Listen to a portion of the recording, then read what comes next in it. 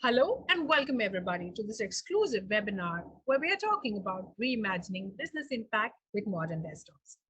Ladies and gentlemen, I am Kanchi Shah, General Manager for Content and Strategy at Strategy, and it's a pleasure to welcome all of you on behalf of Dell Technologies, Intel, and Strategy. We've seen that enterprise computing has become essential to the success of many businesses. Pushing the limits of innovation with agility and performance is key when competing in today's environment. And modern desktop solutions have the potential to revolutionize business by leveraging cutting edge technology to enhance productivity, collaboration, and security. With improved performance, employees can work more efficiently and accomplish tasks quicker to power business outcomes. Organizations today are deriving business impact out of collaboration tools that facilitate real time teamwork and communication, and of course, robust cybersecurity features that protect sensitive data. Streamlined management processes and scalabilities ensure efficient operations coupled with cost savings that makes desktop the winning candidate in an organization's infrastructure environment. And today, that's exactly what we are going to discuss through this webinar.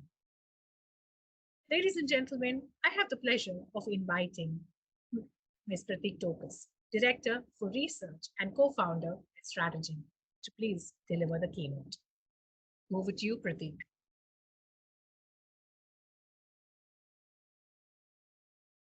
Thank you, Kanchi, for the introduction. Let's begin the discussion, which is a hot topic of debate across the organization between both employers as well as employees. Workplace flexibility. Is it time to return to office for work? Pandemic has hit us hard on various aspects. The very first being the physical impact, especially for those who got infected, single or multiple times. It has also hit us emotionally, affecting our mental health. Around 3 in 5 Indian professionals felt lonely at some point while working remotely during the early months of pandemic. Another major impact is culturally. It changed the way we socialize, the way we work. During the pandemic, the emergence of new workplace with remote working and work from home was a path-breaking human resource innovation made possible only by the new work technology. The work from home or remote work offered immediate benefits such as no commute, better self-care, as well as flexibility, which is no longer a benefit but a necessity among employees, and employers very well understand that. But the long-range effect will only come into view with time. Various long-range impacts are now becoming obvious and visible, both at employee as well as employer level. The Indian Psychiatry Society reported a 20% increase in mental and health illness. The working culture is witnessing increasing level of employee loneliness. According to a survey conducted last year in the year 2022, employees in India reported high rate of burnout and distress symptoms. Around 38% of employees reported burnout signs frequently. On the other hand, another 38% of employees experienced moderate distress. This year, 2023, the flagship initiative of Ministry of Health and Family Welfare, the National Tele-Mental Health Program, has received a substantial sum of 134 crores. This clearly represents that Government of India is focusing on scaling digital mental health, which is a rising concern nowadays. Neuroscience research has found that only in-person interaction triggers the full suite of psychological responses and neural synchronization required for optimal human communication and trust building, and that digital channels such as video conferencing disrupts our processing of communicative information. Getting back into the office will give people a chance to change the monotonous or loneliness at home routine that's gotten used to and reintroduce them to the practice of going to the workplace once again. As far as talking about the organizations, work from home culture impacted businesses on various aspects: financial, operational, and tactical. Cyber concerns have increased with increase in the count of personal devices being used for office work. With the pandemic, everybody got ahead and had to work on something. That's where the personal devices got included. The employers or the businesses had to ensure that the employees are continuously reachable, are working, for which they had to build an external or extended IT infrastructure. This all required a lot of investment.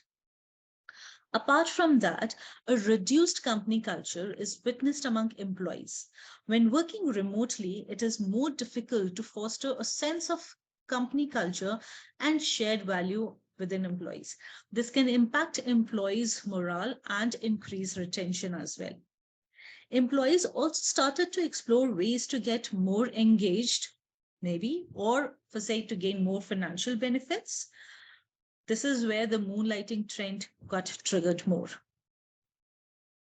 With the lack of cross-functional communication, with limited or the virtual communication and the absence of on-premise communications with the peers, this work from home culture is also proving to be disastrous for innovation. I will share an example, which although was much before with respect to the time frame. This is an example of Pixar and Disney. One of the creative directors of Pixar Animation Studio wanted a traditional Hollywood studio with separate buildings for various projects and bungalows for the various development teams. But the Disney folks expressed their dislike towards this new campus because the teams felt isolated. So finally, they went to the other extreme.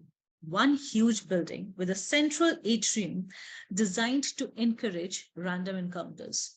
Creativity comes from spontaneous meetings, from random discussions. This is also somewhat the logic why many organizations have an open office culture. What you might see as interruptions, distraction, or disturbances while working in the office could very well be critical interactions that you need, not just for work efficiency, but also for your overall well being. Coffee and lunch breaks, bumping into people while going around, gossiping at the water cooler, stopping by someone's desk for a small chit chat, or walk to the chai ki tapri. Colleagues talking in the background, sounds of keyboards. All these activities are vital for a worker's well being. So I would say this is the time when we return to office before we get permanently molded into a work from home culture, which not only impacts us to the core and changes our entire work DNA, but also impact the employers where they have to explore some extreme steps. So I would say, let's contemplate this option. In case if you have any questions, do drop me a mail, and thank you so much for listening. Thank you very much, Pratik, for taking us through that powerful presentation and setting the tone for the entire webinar to follow in that beautiful manner. Ladies and gentlemen, with that, we're now going to take a deep dive into different verticals to understand how businesses from different verticals are driving the impact that is required and how it is all backed by a humble, modern texture. For that, ladies and gentlemen, we shall have our first conversation with a CIO from the education sector. And we have the pleasure of having this conversation with Mr. Nikhil Kumar Nikam, Associate Director for Technologies at Amity University. Let's have this conversation with him to understand how education institutions are powering student experiences and fostering collaborative learning.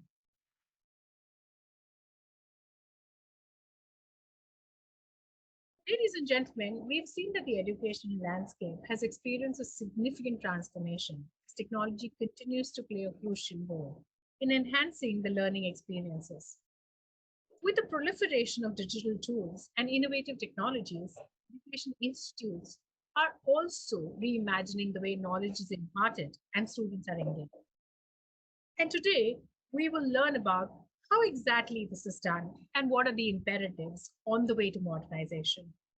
To have this conversation, please join me in inviting Mr. Nikhil Kumar Nigam, who is the Associate Director for Technologies at Amity University. Welcome, Nikhil. Yeah, hi, and thank you, Kanchi and Dell Strategy to have me on this platform. Delighted to share my views on this interesting topic, and specifically when it comes and relates to educational domain.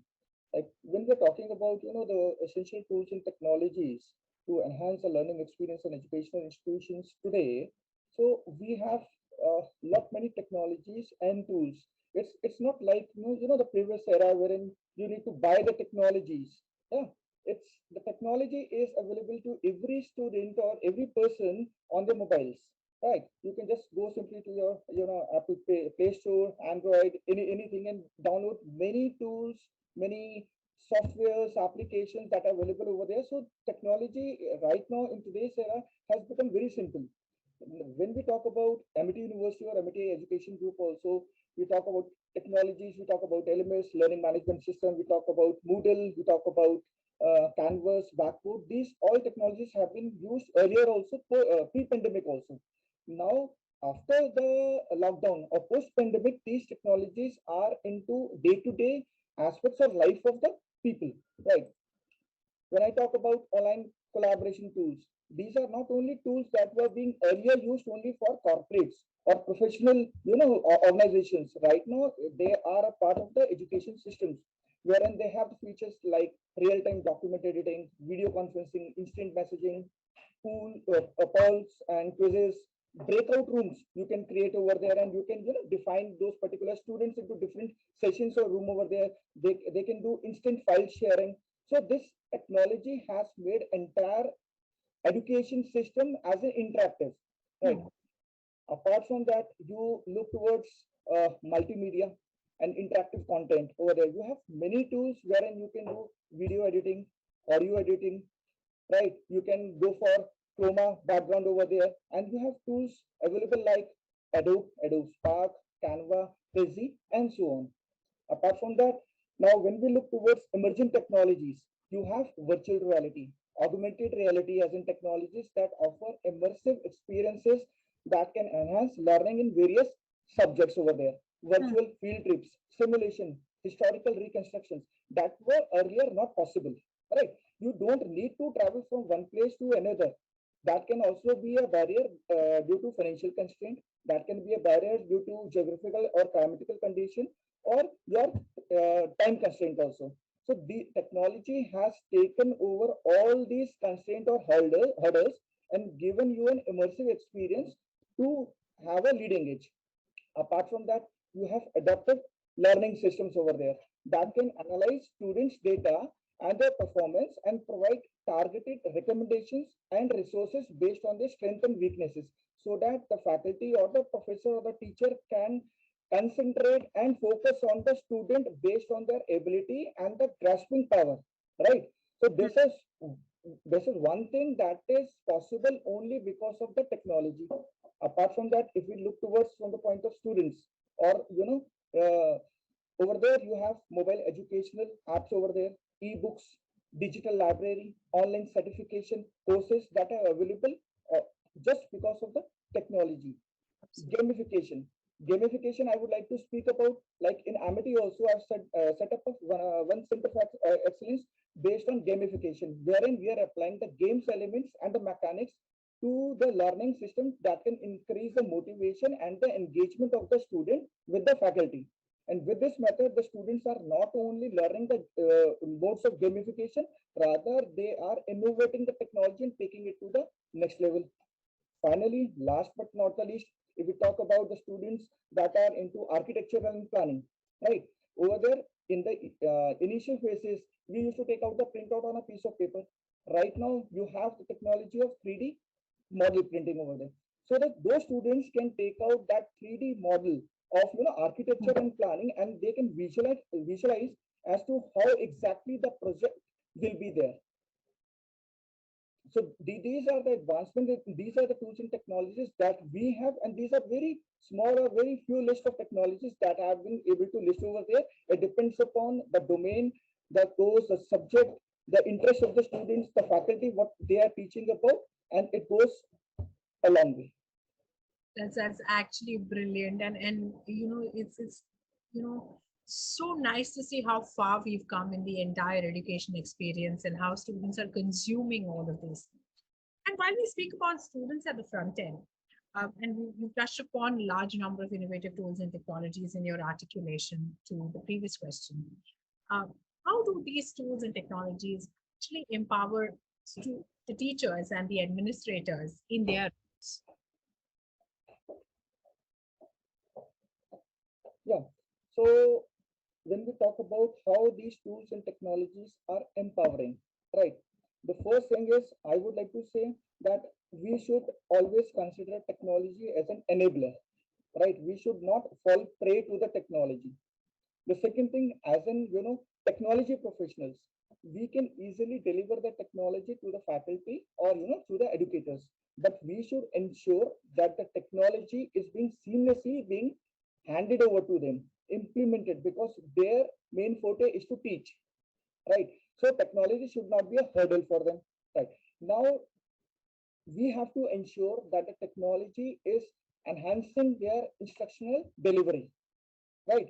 They can use multimedia presentation, they can use PowerPoints, they can use interactive simulations over there. They can use educational videos, URL links, sources from other websites, and these all can make the lessons more engaging and cater to different learning styles. This is one benefit.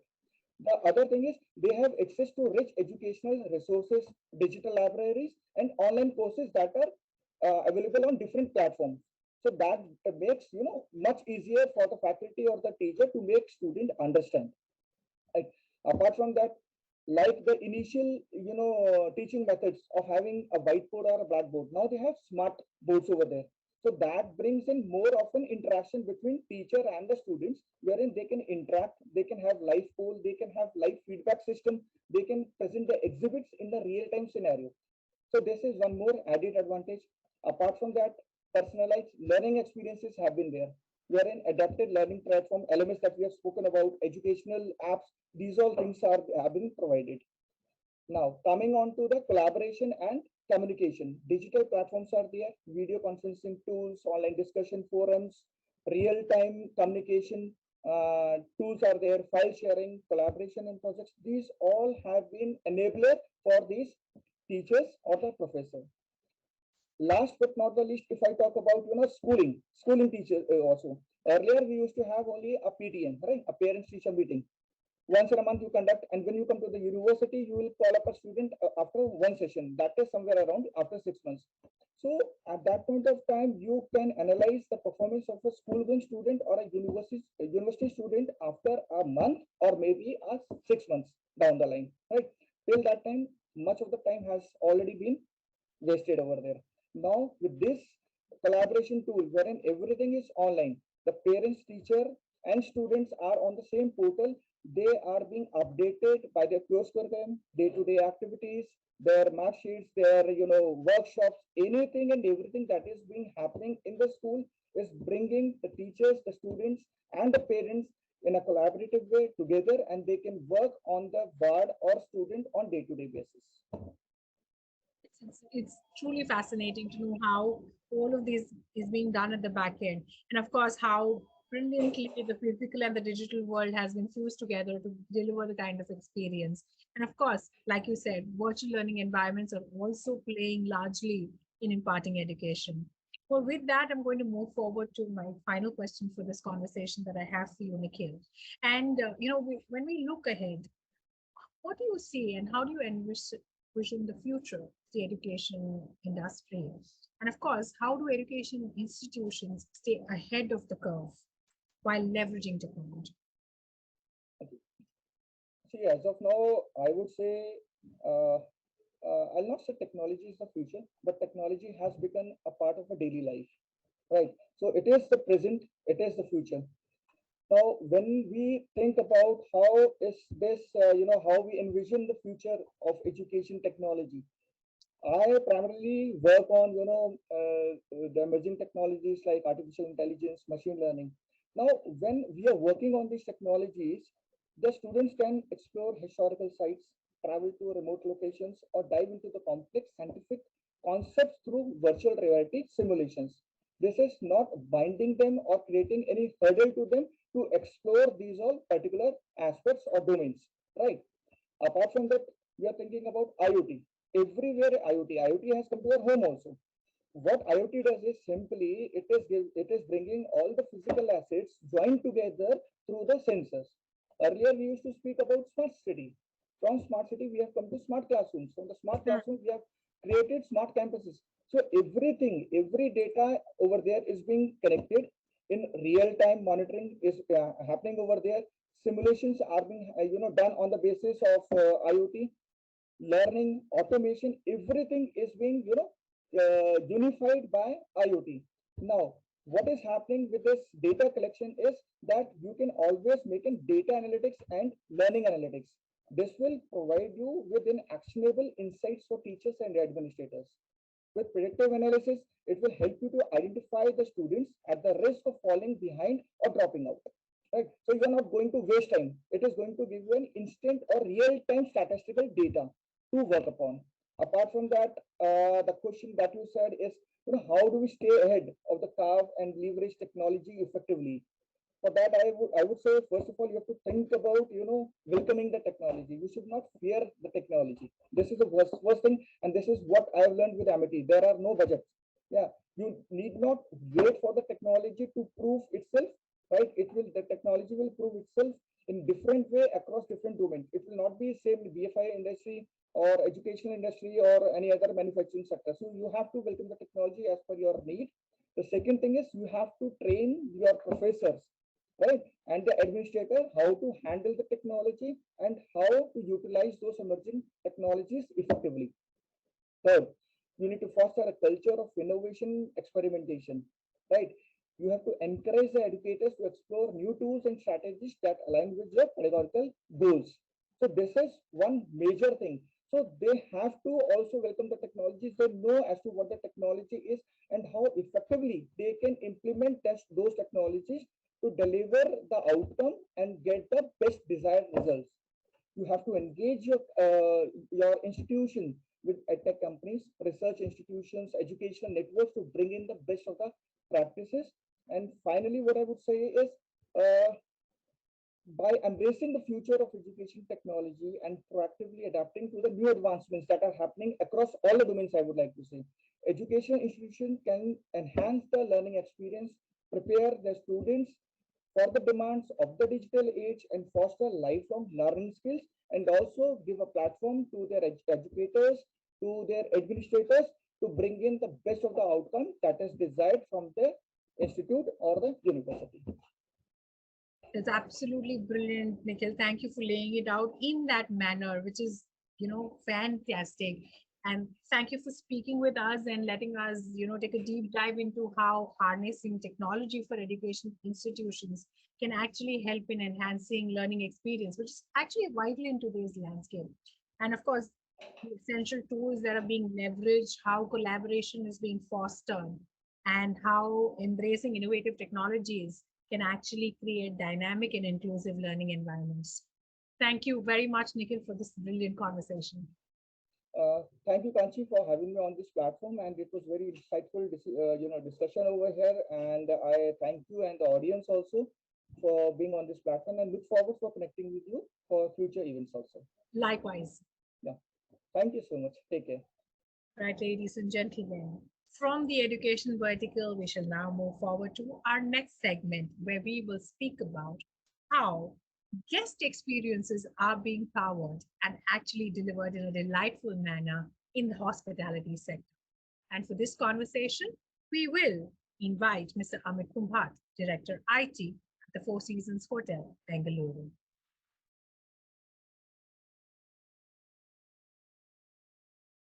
Ladies and gentlemen, we've seen the hospitality industry, which has been undergoing significant transformation in the recent years, driven by the integration of technology and the increasing demand for personalized guest experiences.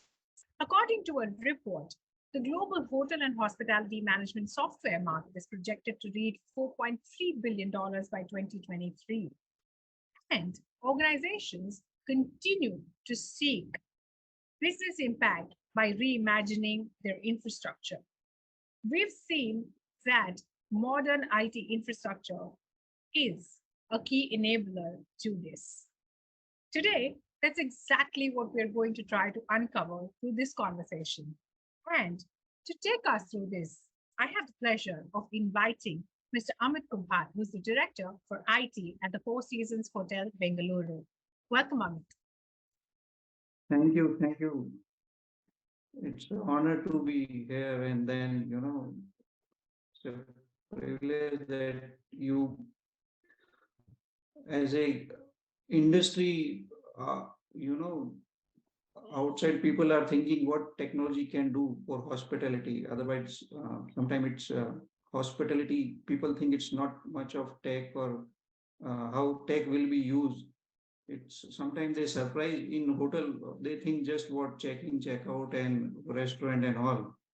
But then we interact. They say, "Oh, how much you are doing in the hotel itself?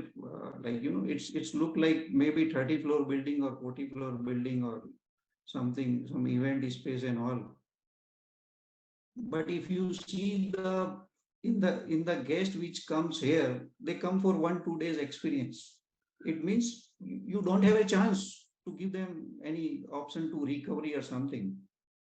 Other industry maybe you can trial and run and all right if you tested and all, but this is a live scenario here in hospitality.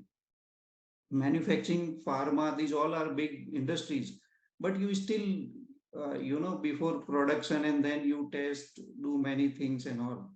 But here it's a different situation, so you always be ready.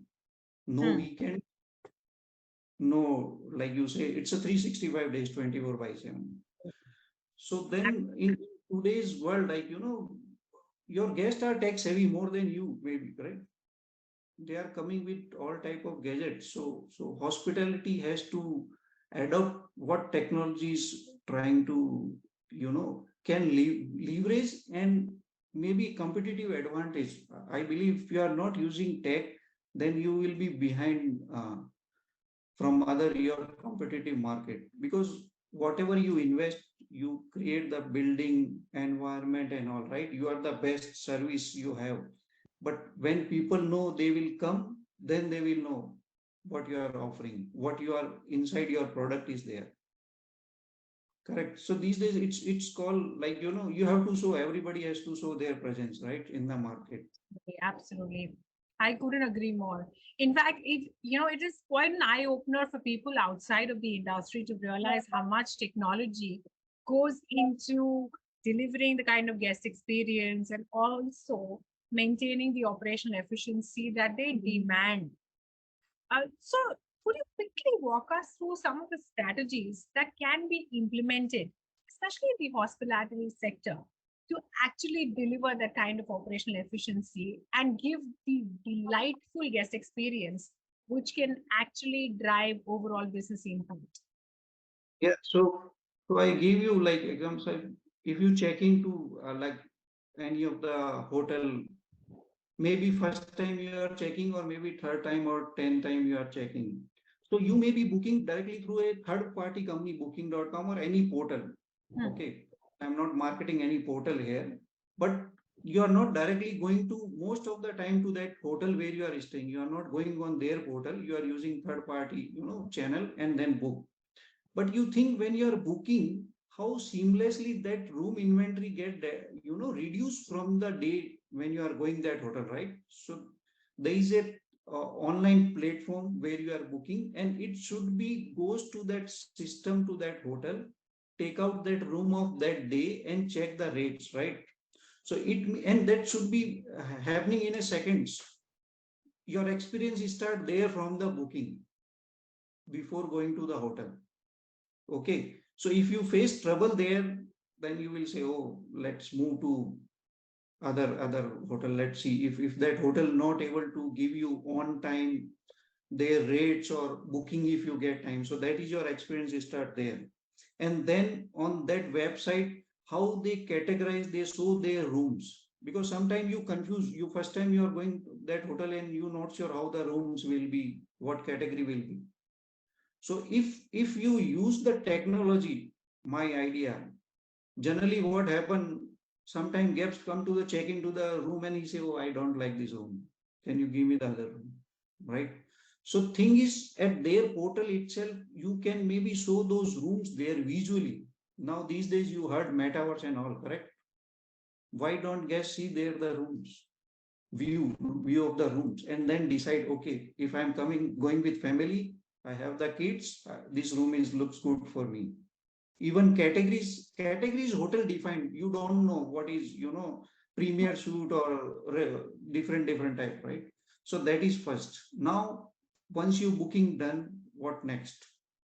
You still have time to you're checking, but you wanted that, okay, I want to connect with the hotel.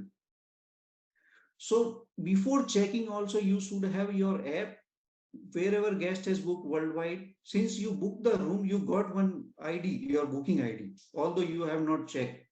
So there should be app in the guest mobile where guest can download that particular hotel app, register his ID or whatever is her that link, and now he should able to communicate 24/7 with the hotel with that ID, right? And then I can say, okay, I'm coming so and so date. Can you book the cab for me? Okay, I'll staying in your hotel for 2 3 days. I am looking what option you have for spa salon, right? So maybe can you book my one treatment for that day? So all before check into the hotel, because maybe you are business traveler. Once you going, you don't have those all time, right? So you Right. can plan. And now your day had come and you came to the hotel. See what happened when you check in and other person you recognize you with your name. Right. Right? That personalized touch. Right. But that only you can get through tech when they know your profile has been downloaded on the system and they aware through online medium what company you are or what you are doing your business or something, right? And on top of that, if you are staying somewhere in that hotel brand, not that hotel, but maybe somewhere, and there you have mentioned some of your preferences, maybe pillow related, or you are vegetarian, non-vegetarian. And according to that, when you check into the room and you find those pillow and everything there, right? So then you feel wow that they know you already. Right. Even, but this can happen only through the tech when you have the data. But when you refine the data is everywhere. But how to use that data?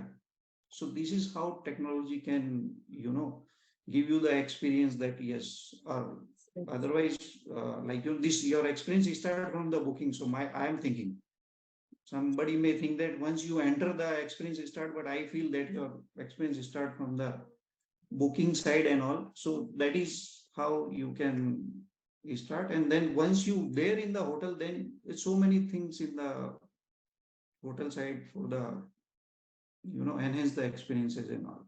See, it's absolutely brilliant to know that, while there is the guest who is experiencing all these to multiple touch points, what exactly goes into the back end. So I'm going to, move to the back end now and kind of zoom in into how all of this is made possible with the use of modern computing machines. And what is it that actually contributes to reimagining business impact for a particular institution or a hotel in the industry? Yeah, so if you see the concept of modern computing is high compute, memory high, everything, right? And security. So that is also very important. So in modern computer, security is inbuilt in the hardware chip. Okay, so it give you some type of protection. Nothing is foolproof, but yes. And why you need high-end computing? Because data is everywhere. Everything is data. So how you will analyze the data? So you need the powerful compute. You cannot run this data with a 5-year-old computer. Okay, so your system will not give the performance. And then everything comes as a visual. You take the pictures and all, right? Your PR department, every day in, day out, they take the pictures, download, make the videos, upload on the social media channel and all. So you need the fast computing. it cannot, you are uploading and taking hours and hours. No, it will not work if you are having. So this is for. So for with modern computing, what you can do, since I explained that check in to check out, right, entire experience. But if you know that all are different applications, not from one company, although guest is getting single experience, or backend all are different. Your website is managed by different company, your property management on the hotel is a different company software. Okay, and then when you check into the hotel, now we give the command that you, okay, now temperature should, AC should cooling start, although you not reach to the room on your 10th floor or 20th floor on the room, but your temperature should start since at the hotel lobby you are there once we check in. Okay, so when guest goes there, when guest open the gate, your curtain should open. There is a sequence to, give the experience. So when he's opening the door, first time curtain should open, so and then lighting should come. Okay, temperature already should come at that set point. So when he goes inside, he should not feel the warm. Already it should be the particular temperature side. But if you see now these temperature, lighting, curtains, all are not that tech curtain. You can't see that, but how technology involved in the curtains. But back end, yes, there is a tech involved in the curtains. If you see IoT sensors are there. So due to its high computing, we able to integrate all these website, property management system, and the in-room technology. So these all the seconds game. If you want that, it 2-3 minutes, 5 minutes it will take to communicate. If you have so slow computing, it will not work. If you will open the gate, curtains will not open. If that sequence will fail. Okay, so this is how fast computing can give you experience. And more on that, once things are already implemented, and then guest check in. So now he use whatever services, he use the saloon, you use the TV in the room. There are Chromecasting is there, correct? So now once he is the room these days, due to COVID, everybody is now, most of the time they use Netflix and all these casting features. Okay, no hotel can provide all the channels to any guest, because in your hotel guests come from different geographic, right? So no hotel can provide thousands of channels. And sometime you have the limit to showcase some channel in some countries. Right. See, after pandemic, what has changed? Now people are already used to Netflix and all. So on their mobile, iPad, laptop, they have these subscription-based services. So what is hotel role? Use the tech, high-end tech computing, put the Chromecast in the room, connect with the TV. Now guest can do the casting on the TV. So guest is not depend on the hotel channels. Okay, what hotel want to show, that only they have to see. They just was there. And if you are 2 person in the room, you can use your own playlist, Netflix, somebody watching Netflix, somebody Amazon. So you can cast your YouTube. Suite room, you have 2 rooms, 2 TVs, 2 Chromecasts. But this all is instant. Nobody will wait, right? So this all required processing power, memory, and all. So this is how. And then in the room now we provide the iPad facility, and these are going on. So instead of picking the phone and all, you will have all the IRD menu, what hotel providing the services. You just can go through it, instantly chat with the person. So there is no bot involved, then round the clock person is there, and everything instantaneous. Within a second, guest get reply. And this is how you can, it's a full tech room. So, and if you see these days, everybody is on WhatsApp or whichever media they use, they talk less, voice call is less, video call will be more. Absolutely. If you are away from home, so mostly you try. So you need good internet bandwidth. Correct. So I say, like, if you tech doesn't in the room, guest will be isolated. He may be in another world. I couldn't agree more. So while we're talking about everything that enables the guest experience, what impact do this kind of technology have on the productivity and collaboration of the hospitality space? Yeah, very good. So what happened earlier? Suppose we go to the back office, maybe finance, HR, all are critical, right? So if just HR, if HR opening a position, maybe they getting hundreds of resume, right? They must not having that number of employee to screen those CV and all. If you automate the process, okay, do some automatic this thing, okay, RPA automation, whatever, because those, so they can, define your criteria, what you are looking in the profile, and then selected CV only will go to the HR head. So you can, manual process you can automate. So this will technology give the productivity increase for the HR team. They fastly, get the CV, the recruitment process will be more. So that delay employee when resign and new onboarding will be, less time will take. Finance, so many repeated tasks, billing and all, right? This every Right. day in, day out. So if you automate that process, billing and all, so it's give improvement. They can do more productive work instead of that repeated work. Right. If when we creating the purchase request, if we link with our vendor, so once you approve, it will go to the directly vendor, and then vendor start working on that instead of printing, signing, and then sending him. So all these process can be automated because these all repeated tasks. So it will improve the productivity. Now if you see, come on the collaboration, like you heard cloud everything, right? So it's maybe private cloud, public cloud, hybrid cloud. So it's depend upon your environment. I will not say that public cloud is always good. Yeah, it will save the cost, but you have to see your internal environment. So sometime you will prefer hybrid cloud, which I feel that some on-site technology and some cloud-based, because in your on-site also you can create your public cloud. So if tomorrow, if I say I'm working on a file, right? And then I work and then I submit to the HR, and then they will input and they submit to the finance and all. How good if that same file I share with everybody through cloud or some technology, and we all can work at the same time. Okay, everybody will get the access. So it's not that one only other can review and one can write. So this can be a great collaboration tool where multiple department people can work on the same thing. When you are presenting something at a time, you can work on the same file. Even when you are discussing somebody or project or a budget and all with your corporate office, so online you share the file, simple, and give them rights that they can also edit and do something. So this is only possible due to collaboration. Right.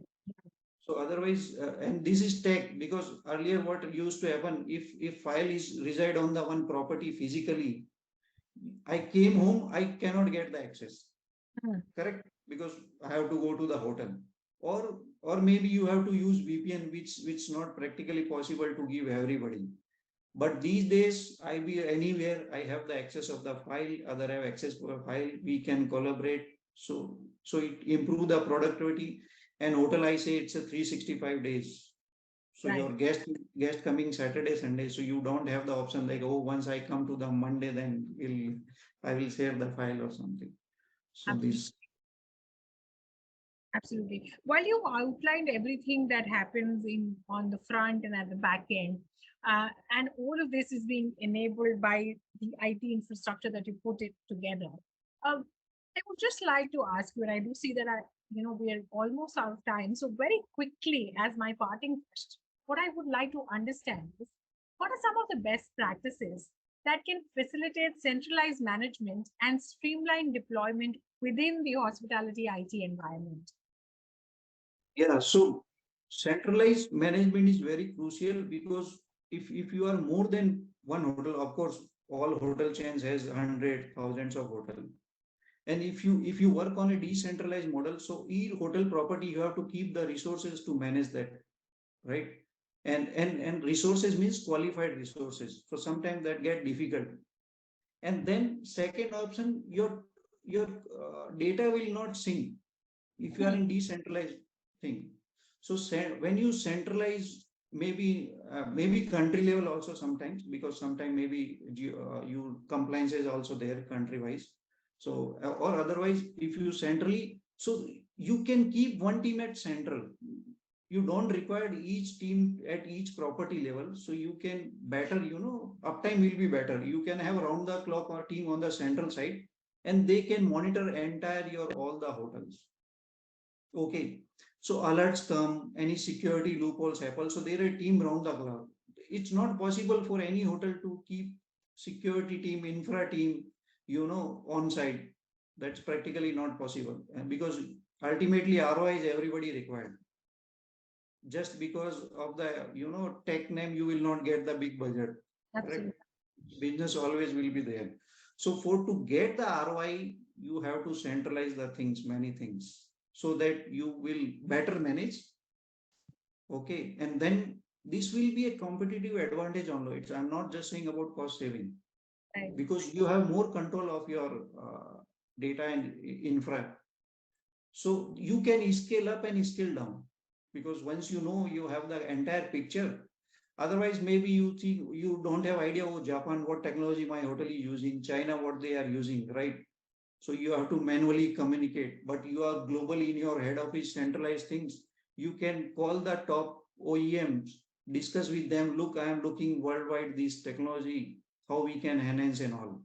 Otherwise, they will give you checklist, okay, like submit these, each country, what all you are using, then you will take months in decentralized. So once you centralize, this will be a big competitive advantage. And then, yes, these days security is very, very important, because these days these hackers are behind every company. True. Very Okay. true. And there is no 100% solution for that. Only thing you have to protect, so you are not easily giving that, you have to protect. So they also will try, sometimes they see, let's move other company, right? It's not easy to, because they have to invest their time to hack. So you have to properly protect and invest the technology. So if you are more on centralized, somebody is 24/7 monitoring, because these are skilled job. If individual hotel also alerts coming, you deployed the tool, but you will not have every security person there in your hotel. So centralize Right. it, and then monitor, put one skilled team there, and then leverage those advanced, and then you can alert also. Okay, maybe this Hmm. alert came from which property. So team is there. And sometimes when you centralize, you can get predictive alert also. Right. In my server or network, if I don't have, proper tool and then centralize, if tomorrow failure comes, then only I'll know something complaints come. If I properly centralize, put it some tools, there are predictive mechanism, that alert will come in advance. And even, if you link with that alert to vendor or OEM site, they can dispatch the parts also. And then you will get the call from OEM, look, your that server is maybe in 1 or 2 days hard disk will crash. So this gives the benefit. So this is, and then ultimately overall, employee will be happy, productivity will be more, and this will turn out to be a guest will be happy. Absolutely. Because your happy employee, the face will be a different, like, unhappy employee. Right. Right. You invest in thousands of crore building technology, ultimately human, your employee is the key thing. That's actually, quite brilliant. And I must say that it's been phenomenal. It's like a mantra, right? A happy employee, enhanced productivity, equal to happy guests and happy clients. Yes. Fantastic. It's actually a very good nugget and a gem that we've uncovered in this conversation, Amit.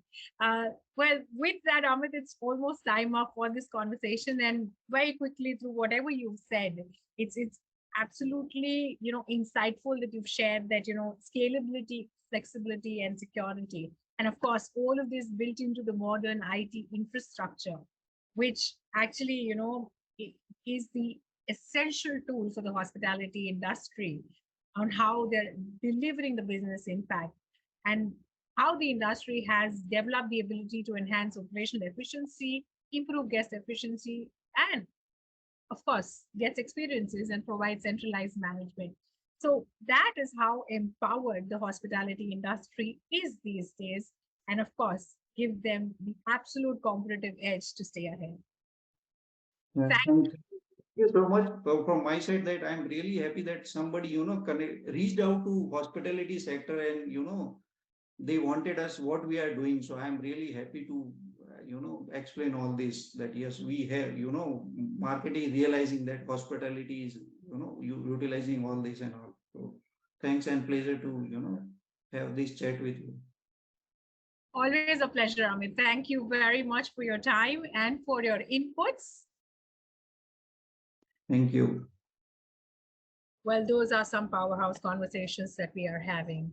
And with that, we now move forward to our next segment where we will understand how the IT and ITES sector is powering business outcomes backed by modern code desktops. For this conversation, we're going to invite Dr. Jabbar Nayar Sharif, who is the CEO and President at National Right.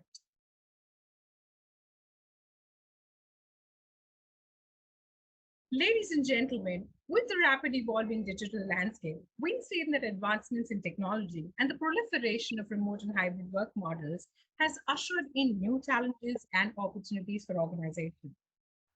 We've also seen, according to recent data, that the global remote workforce has grown by 40% in the past 2 years, necessitating a seamless and personalized employee experience. Concurrently, cyber threats have also become more sophisticated, with data breaches costing organizations an average of 0.24 million per incident.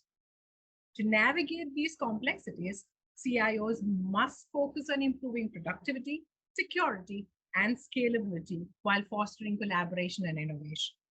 That is exactly what we're going to discuss in this upcoming fireside chat. For this, I have the pleasure of welcoming Dr. Nayaz Sharif, who is the CEO and President for National Right. Thank you very much, Dr. Nayaz, for joining us today. Thank you, Kanchi. It's a great pleasure talking to you. Likewise. So, without any further ado, I'm now going to launch into the first question quickly. And what we would like to understand from you is that how do organizations approach productivity, security, and scalability while trying to improve it in this digital era? Yeah, that's a very, very good question. The right question for the current dynamics of the business. I think first is digital transformation. I think everybody has been of the IT heroes I've been talking about, and embracing digital transformation. So those people don't innovate, they collapse. The companies collapse. What I mean to say is, adopting if you go to the open AI, artificial intelligence or machine learning, those are the things which has to be embraced. Second is agile workforce, flexibility. By embracing agile framework, like Scrum or Kanban, business can embrace productivity. It will be rapid, and they can grow at phenomenal speed. Employee training. This is where I think most of the organizations assume training is to be paid by the employees, but it is the companies who have to take the initiative. Skill development is the backbone of every company. And data-driven decision making. If you want performance to be improved, I think let it be data-driven. Whether you're putting your KPIs for your employees, putting your performance measures, making sure that data is adopted into your performance-driven organization. So that is very, very important. Robust cybersecurity. With the current trends of all the cyber crimes which is happening, we need to have a robust cybersecurity, without which entire IT infrastructure might fail. So that is very, very paramount important, and budget has to be allocated. I think current constraints of pandemic or recession, the companies try to compromise on it. Please do not compromise. That is devastating for you. Scalable infrastructure. Your infrastructure should be dynamic, and you should be able to plug and play wherever you want. Now with the remote infrastructure, people are working from homes, in their hometowns, that your infrastructure should be scalable to meet those demands. Like you working from home, and you're able to adopt that process, continuous improvement and innovation. This is the key for the future of the growth. I mean, what I mean to say is like skill development continues internally as the strategic leaders in the top management should have a continuous improvement plan. So these are the top things I will address in next 6 months. So those have to be adopted into the system. Okay, outsourcing and automation. But I think if you are in a large company like TCS or Infosys, you're obviously outsourcing works like a heaven. You can put in at a phenomenally low cost, large projects, and that is a big savings not only to customers, even internally to you. Okay, and plus it helps improve bringing more employment into the IT industry. That is a big win for Indian IT industry. Regular performance evaluation and feedback. I think HR sometimes gets carried away with just giving offer letters. It is not the role of HR. That is not alone. You need to be involved in performance evaluation, providing feedback, and that should be very robust. So, so these are the things I would say which will help the company, Kanchi. That's absolutely brilliantly summarized and brilliantly articulated. And I couldn't agree more with that. Um, And within that articulation, you touched upon infrastructure and everything supporting these employees. As a centerpiece of these infrastructures, the humble computing machine that sits as a window to that entire infrastructure to employees, especially in context of remote and hybrid work models, see organizations ensuring a seamless and personalized employee experience? And what are some of the initiatives and tools that can be implemented? Yeah, yeah, I agree with you completely. Robust communication platform. That is the key for the current dynamics. Also work as an attorney and many of my remote work. I am connected with many of my judges on a different platform virtually. But that robust infrastructure is crucial. Whether the accused is there in some part of the world, I am there in some other part of the world. But I'm connected. The robust communication is connected. I'm able to deliberate. Likewise, for all the IT employees, I think that communication has to be, you know, freely available without any restrictions. Whether you're a junior employee or a CEO of the company, that has to be given access. I think this used to be privilege, when I remember my Accenture days. Only the top manager used to have that the special facility of talking to on gizmos and devices. But now those days it's gone, and even a smaller software engineer, junior role has that access. This is amazing thing. I think I will not say thanks to pandemic, but that gave us an option for many IT companies to be creative. Virtual team building activities. I think this is important. We don't get to see some of the employees which I have worked. I've never seen in my life. But the virtual team building activities has to be there. Whether it's like a morning coffee or getting the coffee from the wherever coffee shop and you're reimbursing for it. That is crucial for all of us. Okay. Project management tools. Like I said, this is only not only for senior management. Even the juniors need to be embracing those project management tools built within the company. I think some of the good companies like Wipro have built their entire knowledge management, project management tool over a number of years, and they're building their knowledge management even today. So that is one of the best things which, and of course, like I said, there are virtual meetings, virtual conferences have to be easily available. It is not that typical phone which used to work or a mobile phone used to work. That is not going to work nowadays in the technology-driven industry. Okay, employee recognition. I know you don't see them. I don't you'll not be able to record, but there is voucher system which you can deliver those vouchers to anybody in any part of the world. Okay, virtual onboarding and training. I think I told you about the training. Very crucial. Sometimes I don't get to see you. Does not mean I ignore you on your training part. I have to take care of your onboarding and training skills on a month or yearly basis. Every 11 months, you go through the performance assessment. I make sure those gaps are get recognized, and I train you on that. Okay, knowledge sharing. If I'll tell you a typical example in the IT infrastructure, when incident management, the change management, or problem management happens, the knowledge sharing becomes very, very crucial. Suppose somebody resolves an incident ticket, stores that knowledge in the incident management tool of the knowledge management tool of the company. That tool has to be enabled. Now with AI, I think all this will trigger up. Somebody's trying to resolve and reinvent the same meal, then you're wasting your time. You're wasting your time of the customer also. You're not able to resolve that. So knowledge management is basically like a proactive problem management. So you're resolving this, fitting that into the knowledge management tool, and making it available for entire company. See, these are the Microsoft Exchange issues, which one of our employees, Mr. X and XYZ, resolved this, and that is available. And you can see your incident ticket is getting resolved within minutes, and you have a happy customer, and revenue flows to the company, right? Of course, employee surveys, which is typically HR, they need to be taking care of this. Like I said, HR, that's one more reason I think companies are calling HRBP. They are no more called as HR. HR, Hmm. human resources, business relationship. Yes. They're part of the business, right? So that will be my say, Kanchi. Again, I totally concur with your assertion here. And with that, I'm now going to dive into my final question that I have for you. While we are building all of this, scalability is a crucial element for organizations to adopt to changing business needs, especially to power outcomes that the business requires. How do you see organizations ensuring that their IT infrastructure is scalable and flexible enough to accommodate growth, especially in the context of evolving business requirements? Yeah.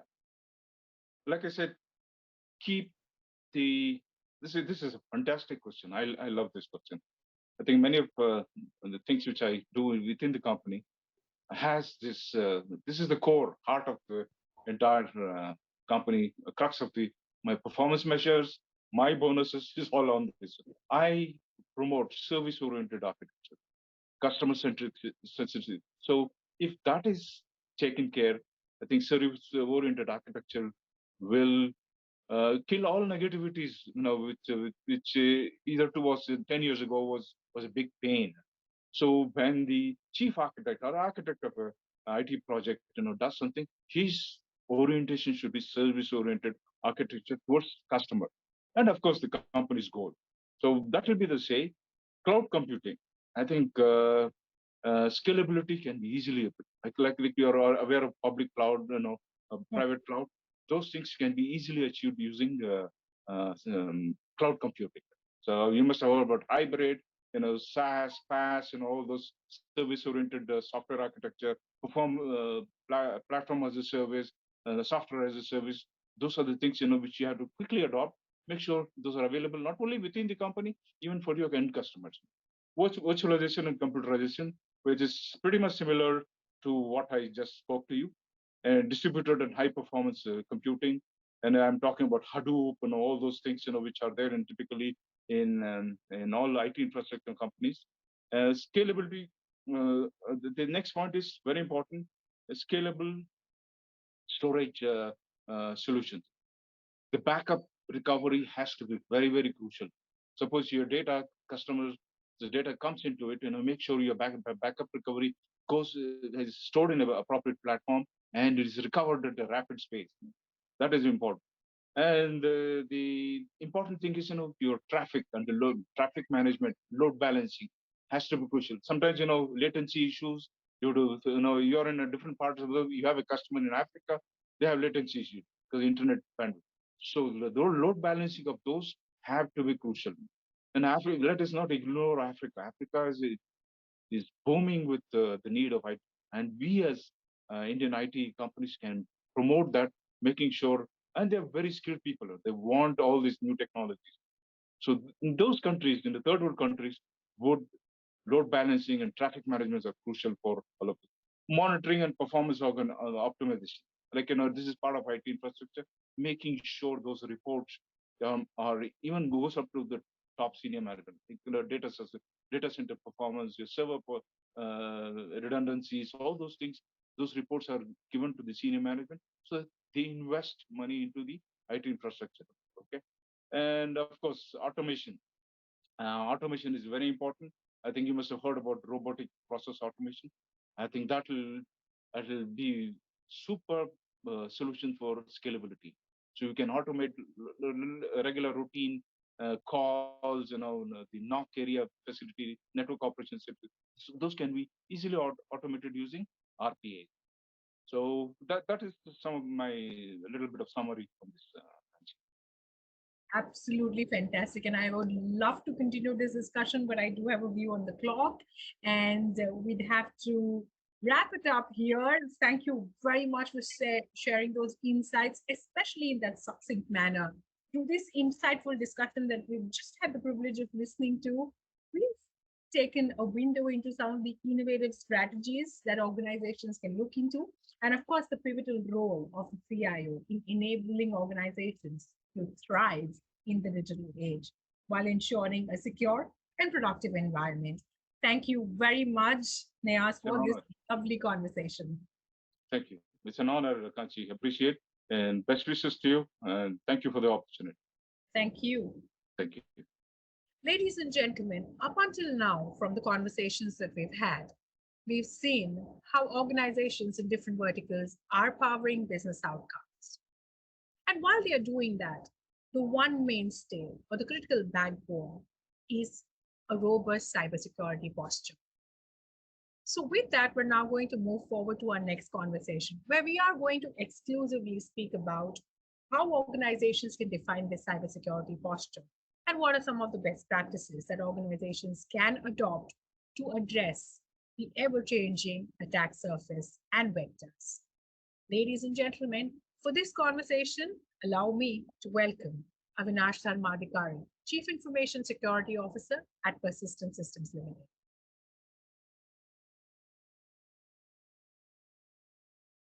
Welcome, ladies and gentlemen, to this amazing conversation that we've been having. And we've seen that organizations are striving to reimagine their business impact. While doing so, they're increasingly relying on modern desktop solutions to drive business impact and productivity. According to studies, the global market for modern PCs is expected to reach 202 million units by 2023, by the end of this year, which is absolutely indicating the growth for adoption of these advanced computing environments. However, when we speak about advanced computing environments, there is an increased reliance on modern and critical measures for robust cybersecurity. And that's exactly what we are going to discuss through this conversation. For that, allow me to please welcome Mr. Avinash Sarmadikari, who is the CISO for Persistent Systems. Welcome, Avinash. Thank you, Kanchi. Thank you for welcome. Yeah. So we look forward to your insights on this particular conversation, and I'm going to jump right into the first question that I have for you, where I would like to understand how the adoption of modern desktops has an impact on the overall security posture of the organization. Okay. So let me start with this. Like this pandemic, everybody talks about pandemic, but you look at this way positively. So this pandemic has changed the way we look at the industry.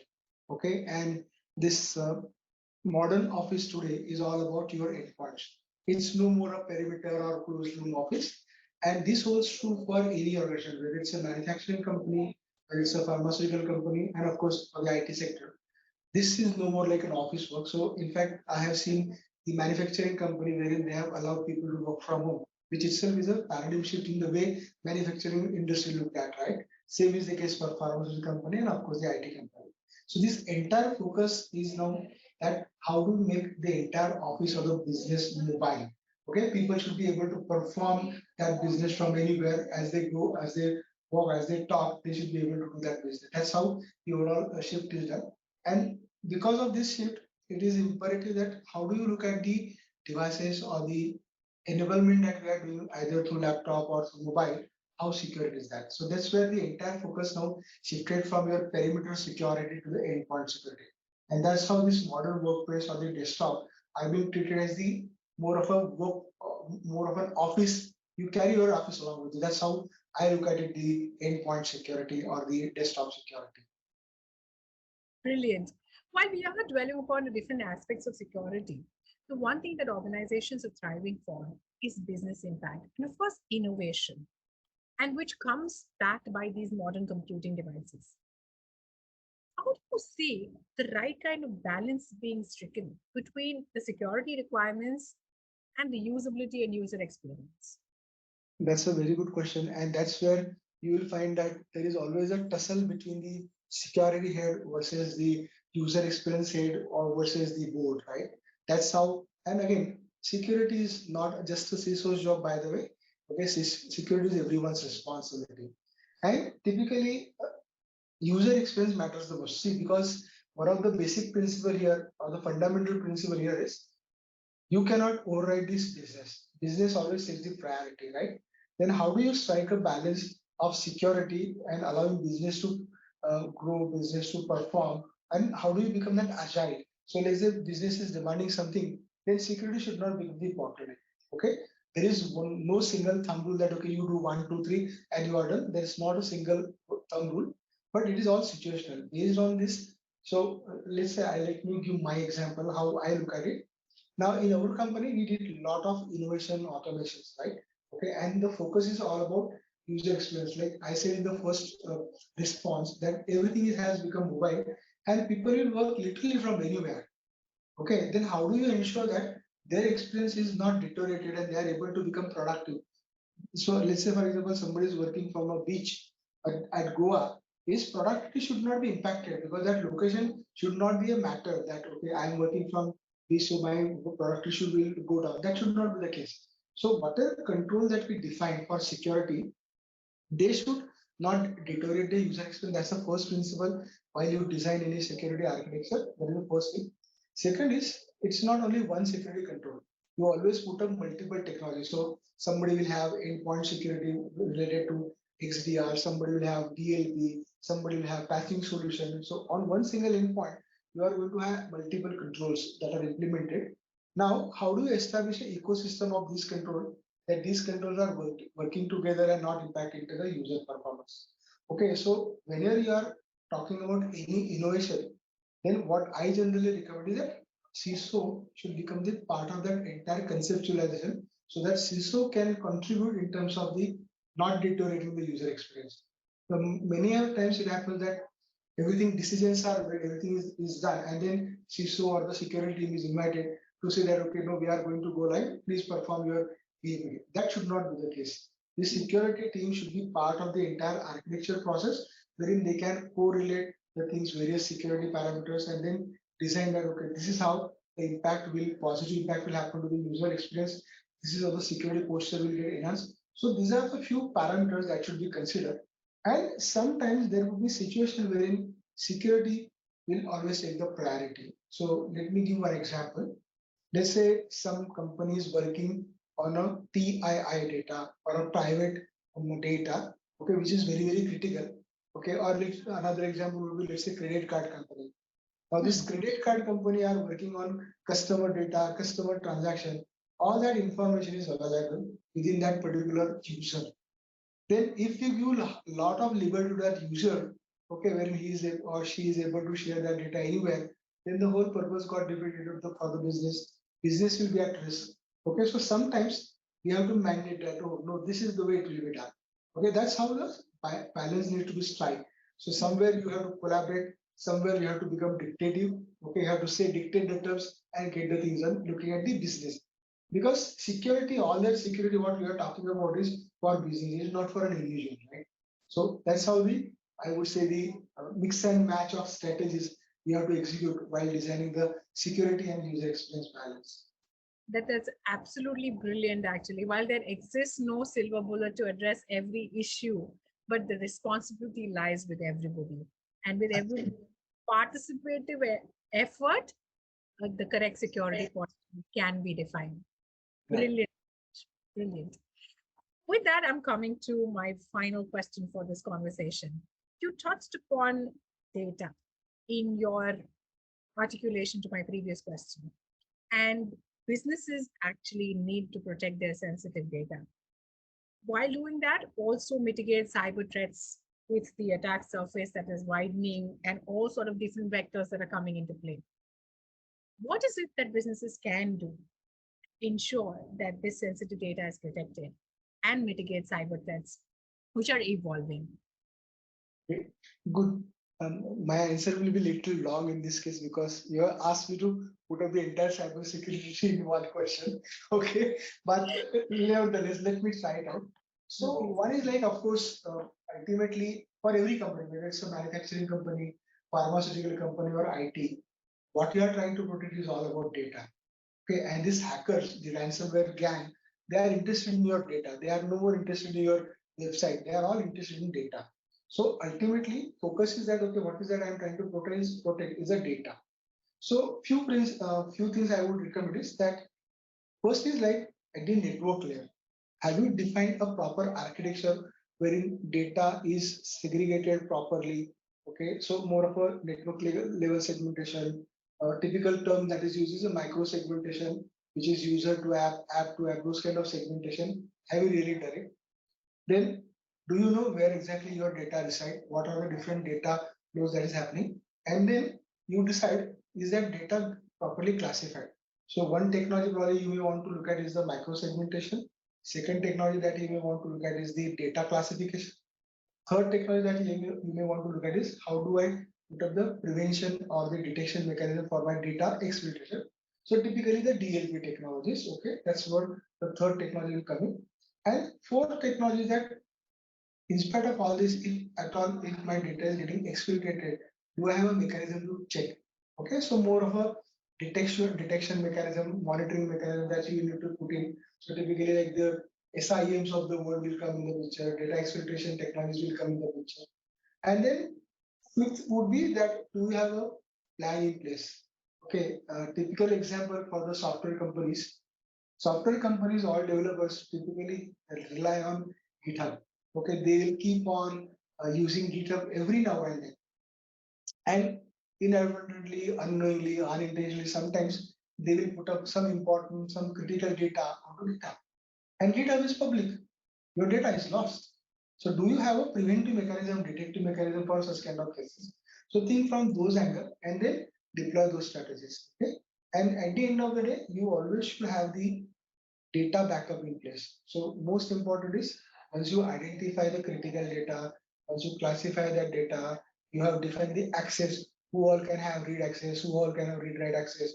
Those accesses also you have defined. Then you have also implemented the prevention mechanism, detection mechanism. But assume that data is going to get exploited by hackers. All said and done, irrespective of the technology that is available, hackers are more smarter than all these OEMs, right? That's the given. So you have to assume that okay, my data is going to get exploited one or the other day. Then can I have a backup of it? Then get that backup tested. So there is a concept called as air gap backup. So get that data air backed up so that you are always preventing. And after all this, invest in a good insurance as well. Okay, because if there is an attack happen and if your data is going to get compromised and you are going to end up in some kind of liabilities, get an insurance coverage. So insurance coverage will not help you to recover the data, but at the same time, it will definitely provide you some financial aid in terms of the investigation, in terms of the remediation, and partially your risk gets covered. That's the overall strategy for data, is what I would try and summarize. That's actually quite par for the course, because, like you laid it out very modularly, it's the, you know, detect, defend, protect, and of course recover, and slice it up with insurance to help you mitigate the financial risk that comes with it. So brilliant. Well, that's as much as what we have time for. Avinash, thank you very much. And in conclusion, the way you've laid it out, the combination of the modern computing environment with the right kind of robust cybersecurity measures are critical for businesses who are seeking to drive the kind of business impact in this digital era. Thank you for having this conversation with us. Thank you very much, Kaji. My pleasure talking to you. Thank you very much. Thank you very much, ladies and gentlemen, for staying with us for all those different conversations that we've had and uncovered such beautiful insights. With that, we're now going to move forward into our next segment, which is the innovation dialogues. And here, we're going to focus on how business impact can be reimagined with modern desktops. Let's welcome Mr. Sivaram Kumar Field Marketing Manager at Dell Technologies.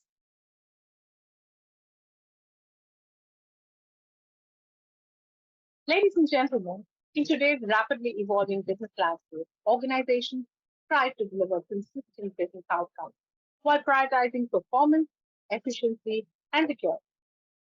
Data also plays a very crucial role in driving decision making and achieving these goals.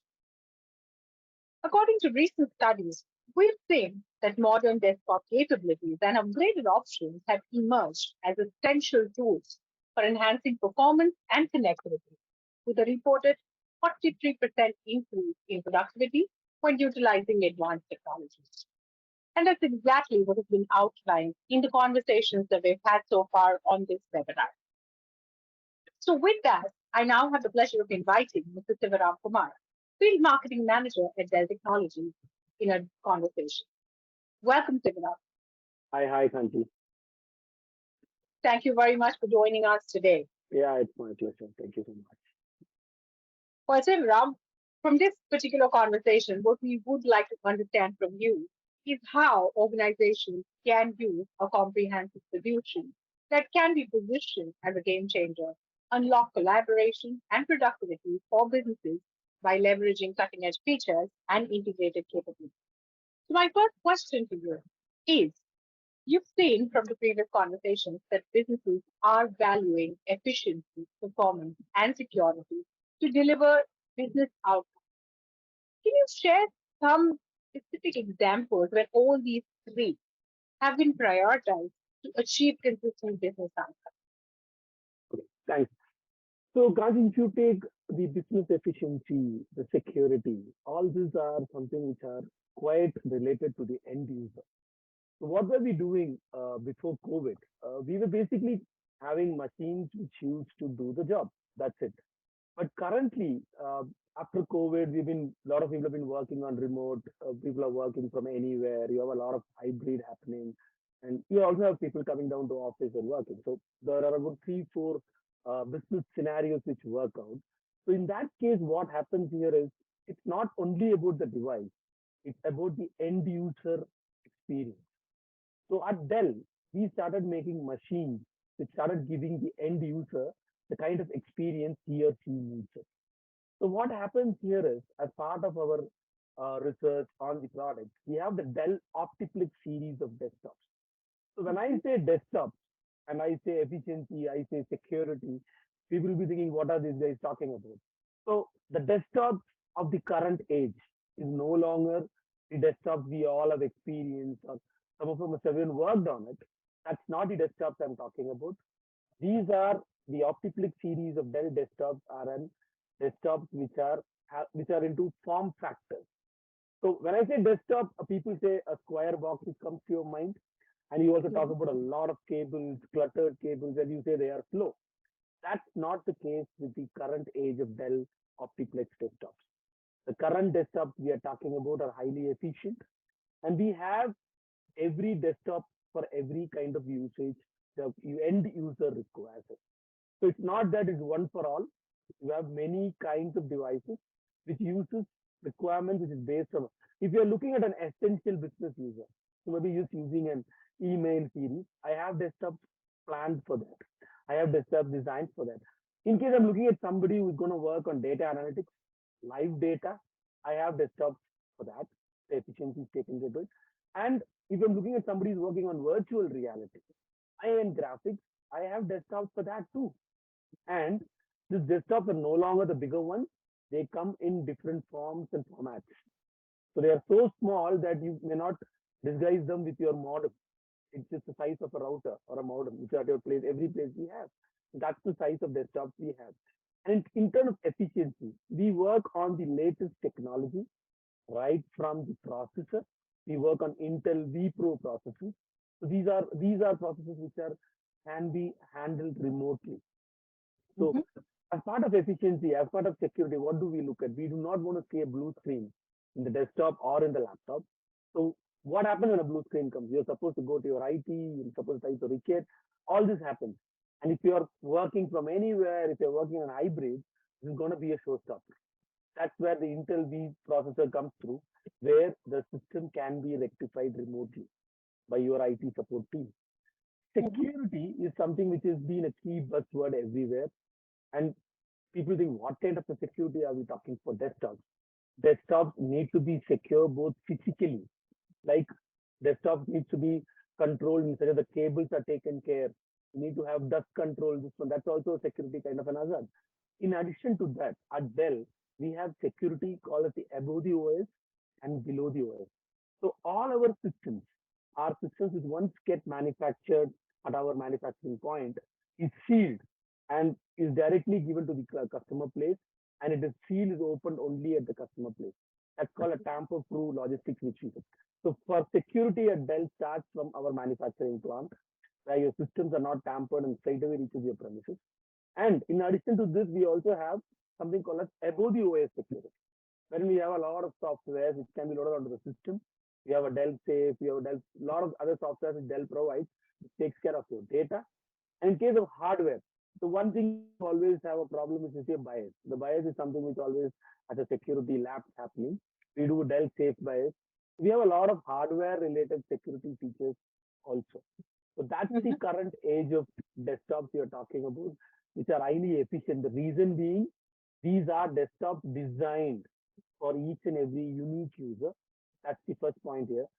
Second point is desktop is no longer something that's going to occupy a lot of space, giving you a cluttered setup. No, that is also taken care of. If you're looking at a retail kind of a setup, you need a desktop there, which is for retail space is the key. I have desktops for that. If you're looking at a kind of a hotel setup or reception setup, I have desktops for that. So that's where we have worked on the efficiency part to be very precise. Third, Dell devices are known for security. And we Mhm. make it a point, the security starts from the first place where it is manufactured till it reaches the customer place. And the customer's data is always protected based on the kind of IT rules they have. And in addition to all of this, if service is an issue, we have remote supportability on this desktop devices also. So I think Okay. I've answered most of your parts, Kachi. Absolutely. Absolutely, you have. And Sivaram, it's actually quite, you know, wonderful to know that how these machines have evolved and what they have become today, and the set of capabilities that they pack within them. And while we're talking about these modern desktop capabilities and the upgrade options, um, can you share some benefits of these modern desktop capabilities in terms of enhancing performance and connectivity for business? Okay, so the biggest thing when you take the enhancement or the kind of features, something like that, when it comes to a desktop, we always have a fad saying that the laptops are better. That's a fad, which may be relevant at some point of time, but not currently. So what is happening is desktops currently, as I told you, we have form factors. So we have a micro form factor. I have a small form factor, then I have your standard tower and the mini tower. So these are the forms in which my desktop comes in. And I have a lot of accessories to make it not look like a desktop along with monitors, which are ultra sharp or which are the wider ones. Whatever you want to do with the monitors, we have a series of that also, which embeds with the desktop. So that's something which is the first point taken care. Second, when it comes to the efficiency part, desktops are devices which can be upgraded. So when we are looking at some user who is an high-end user looking at graphic kind of a usage. So graphic cards are something which is very volatile and dynamic in the market. The graphic card upgrades happen on a regular basis because the software comes in regularly. So for example, if somebody is going to buy a desktop, maybe the Optiplex 7000 series, or we call it now the Optiplex Plus series of Mhm. desktops, and he buys a graphical card and he's working on a particular project. He comes up a new project and the whole setup changes. What do? We don't change the system. We upgrade the desktop. So that's something which is a integral part of the Optiplex series of desktops. Second thing is we always say we talk about SSDs and HDDs. So the hard disk, this hard drive is something which all of us are aware about. We know that it is like 1 TB, or we talk about 256 GB. We spoke about a 14 MB floppy, and now we're talking about 1 TB being on a single card. So what is happening with HDD is we currently have SSD for all our Optiplex desktops. So why an SSD is faster booting, That's something which everybody has and used to have an issue with the desktop. They find they just press the button on the desktop and wait for it to boot. That's not the case with the Optiplex series because of SSDs coming in, faster boot, and any kind of data loss is negated by using an SSD. And in case you find that no, I have certain things which can be only on HDD, I can have an HDD also. So the kind of flexibility in the configuration which a desktop gives you is the max. And upgradability in desktops is quite possible based on the models you opt for, based on the so as the business changes, it's not about changing the device fully, it's about upgrading the device. That's something which happens with the desktop only. Right? So that's the whole. Thank you very much for sharing it in that succinct manner.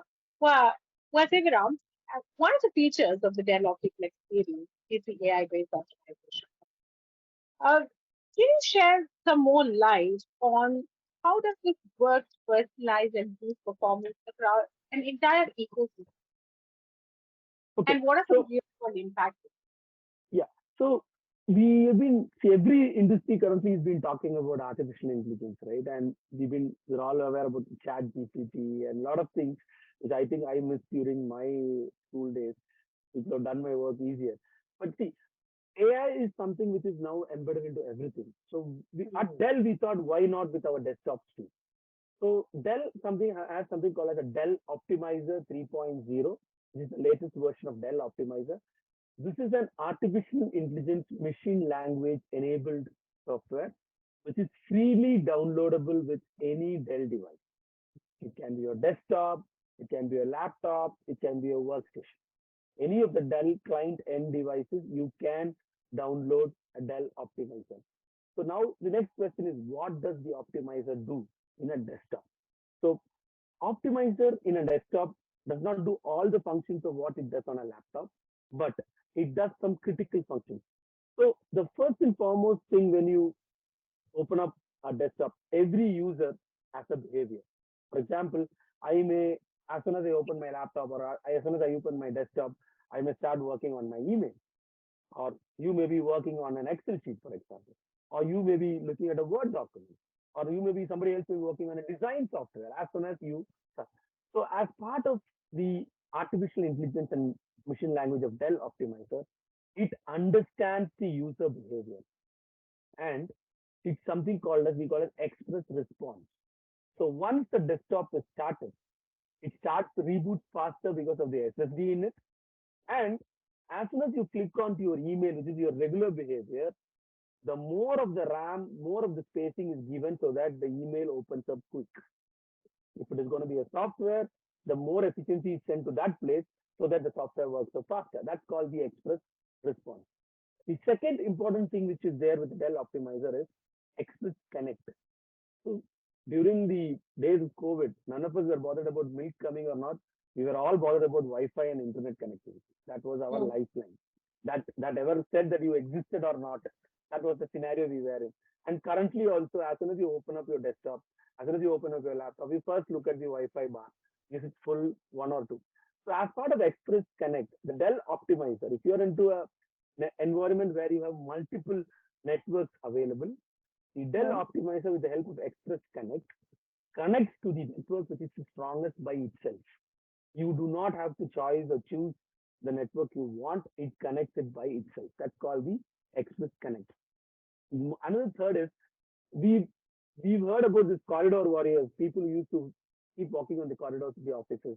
But currently we talk about Zoom and team warriors, right?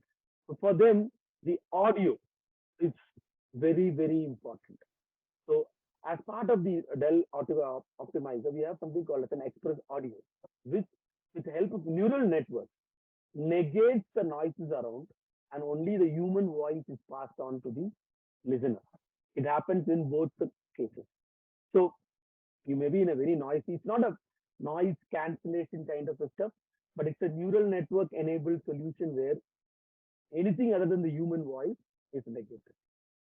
So even if you have somebody putting a song, your neighbor putting a song loudly or a neighborhood work happening, that's not going to have.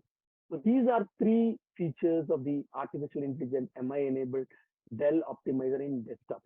I said Express Connect, express Mhm. response, and express audio. So these are three vital things for you to have your efficiency. So as soon as I open up my desktop, I want it to be fast. I want to use my email faster, and I want to connect to the strongest network, and I need to talk clearly to whomever I speak. All these criteria of efficiency is taken care using the Dell Optimizer. Absolutely. I couldn't agree more.